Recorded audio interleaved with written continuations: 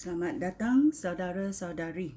Kita bersambung hari ini mengenai pengetahuan asas iman. Yang pertama kita sudah belajar iaitu sifat Tuhan. Yang kedua kita sudah belajar penebusan Yesus, anak Tuhan. Yang ketiga kita mau belajar hari ini adalah ayat Tuhan. Ayat Tuhan sangat penting kerana ia boleh memberi kita wahyu yang Tuhan mahu memberi kita hari ini.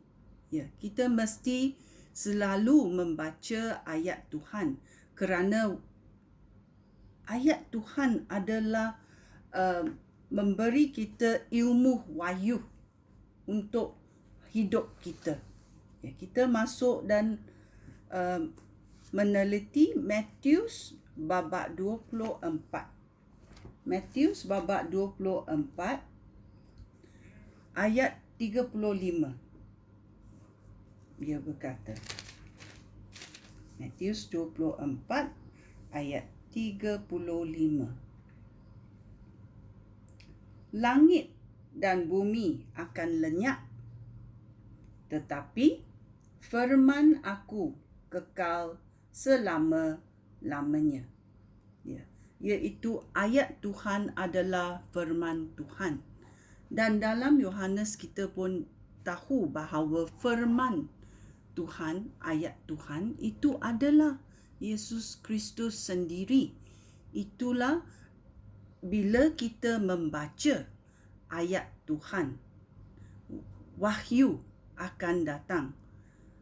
Kita boleh baca satu ayat Tuhan 10 tahun dahulu, wahyu itu memberi kita pengertian yang lain. 10 tahun kemudian kita membaca ayat yang sama dan wahyu akan datang dengan berlainan kerana dalam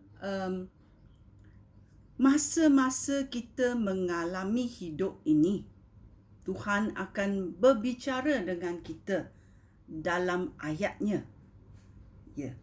Kerana kita berkata ayat Tuhan, firman Tuhan adalah ayat yang hidup. Itulah kita berkata Yesus hidup dan kita pun hidup kerana ayat Tuhan itu hidup. Okey, ini sangat penting. Kita juga boleh pergi mencari Yeremia babak 1 ayat 12. Yeremia. Tuhan berfirman, benar, aku sedang berjaga supaya semua yang aku firmankan menjadi kenyataan. Apa yang Tuhan firmankan adalah benar dan akan menjadi kenyataan.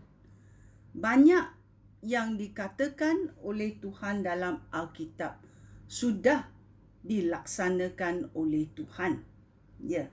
Kerana ayat Tuhan itu adalah sifat yang melambangkan bahawa Tuhan berkata dan Tuhan akan melakukannya. Kerana kita tahu Tuhan itu tidak berubah. Tuhan itu tidak boleh kalah. Tuhan itu tidak boleh bohong.